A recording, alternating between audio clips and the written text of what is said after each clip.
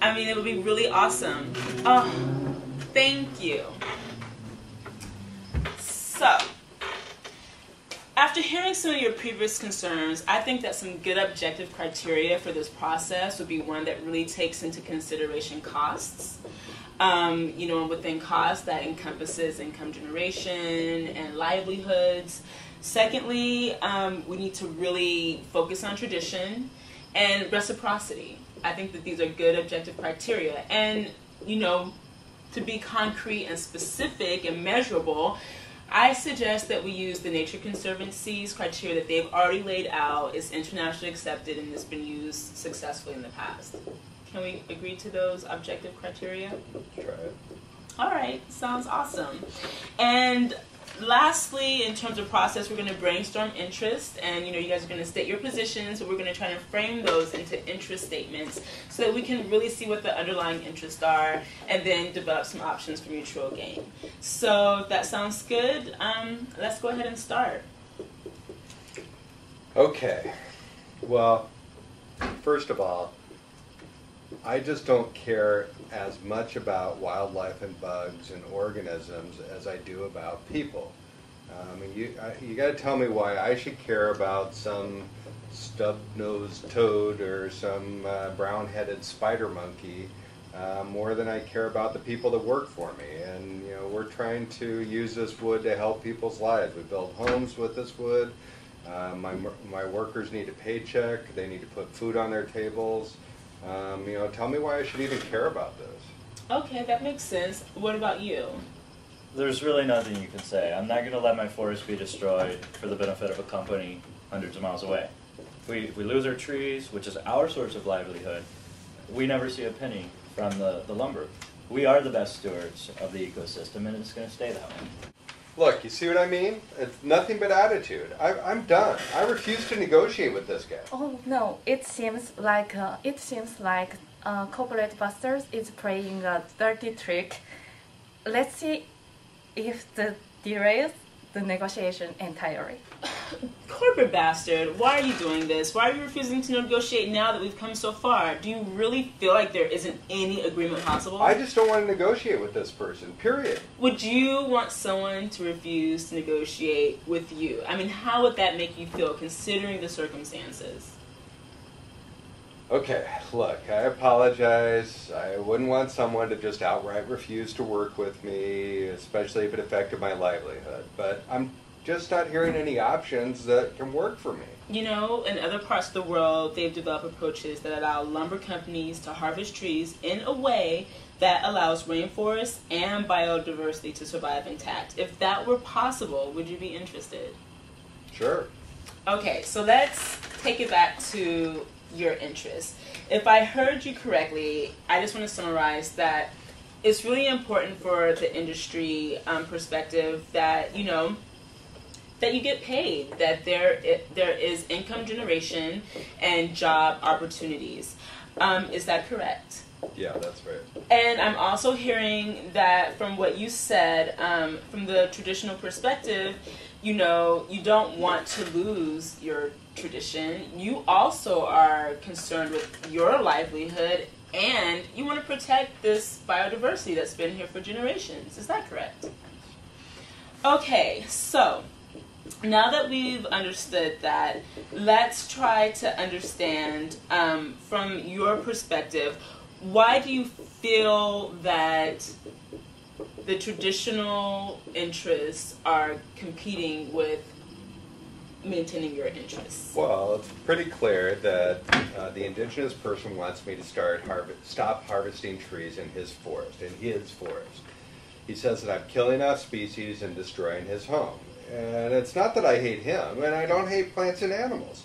I just don't see how to allow for both. And you're not going to convince me that what I do is less important than saving animals and bugs. If you can figure out a way that I can do my job and he can still have his forest and live in his home, then great.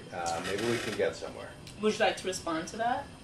Yeah, I understand the way the world is outside of this forest. Understand people need jobs and money for their families. We just want to be able to take care of our families too. We want to be able to continue the lifestyles of our ancestors, If we could just be sure that there would be trees to replace the ones that are cut, there would be less of a problem with cutting a few. Well, let's just get down to the specifics. For you, for the ignorant local, why don't we start about trying to find out the most important concern for you? What is the biggest thing that you lose if the corporate bastard cuts down the forest? Well, the first thing is that we live here in the forest. If it's cut down, we no longer have a place to live. Okay. And so naturally you don't want to lose your homes. And I mean, corporate bastard, can you understand how you would feel if someone came to your neighborhood and destroyed your home? Yeah. Also, we rely on the forest for hunting, and we use the land to grow food for our families. When they cut down the forest, that all gets wiped out, and they don't pay us a cent.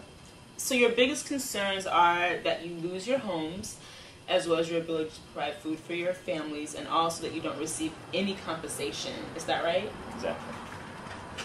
Okay. So, you've said, corporate bastard, that you're worried about protecting your jobs, earning a living, and that logging helps with development and economic growth in your country. Is that correct? Yeah.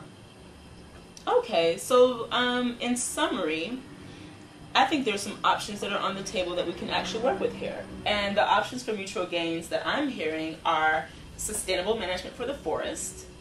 And, you know, that means that sustainable management in this case would mean that there's some cutting, but replanting would be allowed. Secondly, you know, we heard that there was a situation of just, you know, your own livelihoods here.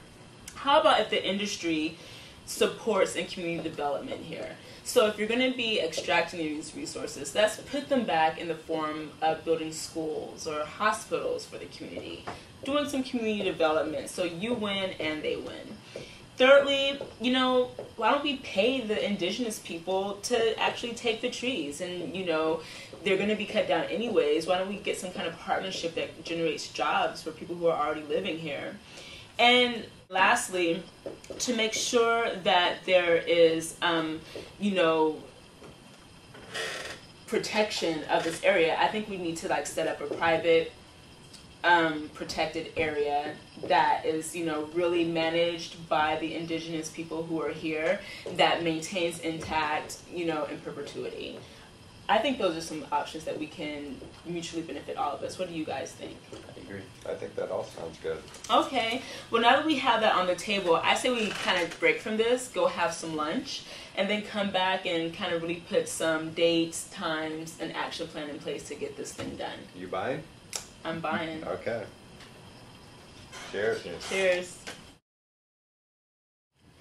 As you can see, we are making some headway in the negotiation talks.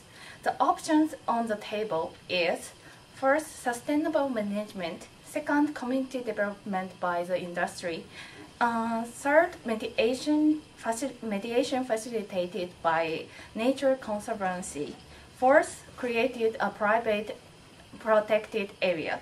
By using the objective criteria, first, cost, two, traditional value, third, reciprocity, and the last, criteria adopted by Nature Conservancy. Well, that wraps it up for today's special. Please stay tuned to CNN for our up-to-date coverage on the 6-year-old boy who is suspected of flying away in his parents' homemade balloon.